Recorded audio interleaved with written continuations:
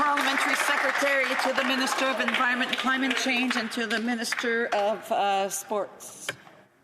Thanks very much, Madam Chair, and I'd like to thank my honourable colleague for his impassioned speech this afternoon, and I'd like to wish him and his family a Merry Christmas and of course express my condolences on the passing of his late brother. I was raised in a Catholic household, went to church. I since have not attended church. I've taken a slightly different path personally, but I attended catechism, and I know and remember Genesis 2:15 told us that people were put on this planet to take care of planet Earth. I'm also a big fan of Katharine Hayhoe, who's an evangelical Christian who wrote a book called Saving Us. It's a book about how to communicate climate change and how to communicate the necessity of humans to act, given the impact that we've had on our planet through burning fossil fuels, how to have those conversations, particularly when we come together over the holiday season. So if anybody's out there and they're looking forward to getting together with their family, but maybe not looking forward to having discussions about politics or climate change, I'd encourage you to look up Saving Us by Katharine Hayhoe. She's brilliant. I also know that foundational to Christian ethic is that we ought to all support vulnerable people. In my view, Jesus was undoubtedly a democratic socialist. He cared about people first and foremost. I would just remind my colleague that he was on his way to Bethlehem because Mary and Joseph were tax compliant. They were going for the census because they believed in helping other people. Now, statistics tell us very clearly, Madam Speaker, that evangelical Protestants and Catholics are among the people who care about climate change the least. Could he change my mind? Could he tell me that he believes in climate change and believes that we ought to act to lower our emissions and fight for our planet because it's the only one that God ever created for us? The Honourable Member Tobic Mactaquac. Thank you, Madam Speaker, and I thank my honourable colleague for his question. I do wish him and his family a very Merry Christmas and a happy and blessed New Year. I will say this, that obviously I believe all of us are entrusted and called upon to be good stewards of the land and the earth that we've been planting. All of us. I have young children. I see still young. I have one in grade 7 and a couple in college and university. I want to hand on to my children a better and cleaner and greener planet than what I found.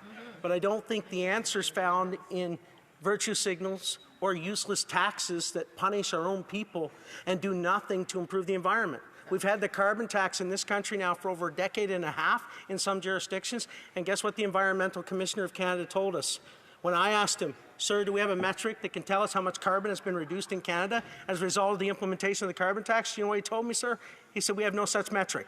So the landmark signature piece of legislation, the carbon tax that has punished us into poverty, has done nothing to affect the climate and done everything to diminish the pocketbooks of Canadians. I think we need a better approach. That's right. I just want to remind the member he's to address all questions and comments through the chair and not directly to the members.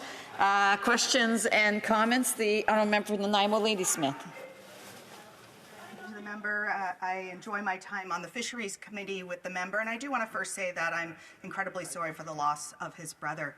Madam Speaker, I don't know about you, but I was looking around my surroundings as the member was speaking, thinking that I was in a gospel church, and in fact I am not. I am still in the House of Commons, and so I am going to ask a question that is very important to my role as a member of Parliament. Madam Speaker, the member, and I'll bring it back to what he was talking about. He was talking about Mary from the Bible, and I was reflecting on the fact that I think what Mary would have liked more than a manger is affordable housing, is childcare, is access to health care, is access to, how about GST off all home heating? These are all examples of things that I think all of us need. And my question is, the member's talking about us making sure that we are supporting one another, in particular at this time of year, which I agree with. Why are the Conservatives voting against all these essential supports that Canadians across the country need and deserve? The honourable member. Thank you, Madam Speaker, and thank you to my honourable colleague. Always enjoy our time on fisheries as well, and it's always a pleasure to work with you.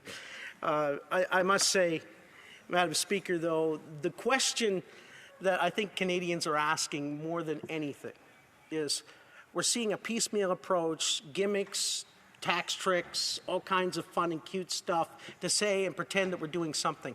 But what I hear over and over again from my folks back home, please Mr. Bragdon, provide us some relief and somehow get us a carbon tax election so we can get rid of that stupid carbon tax and we afford more and more things and live our lives with less government intrusion. You would do us more favors and relieve more pressure and let us raise our families and live our lives without the big hand of bigger and bigger government on our backs.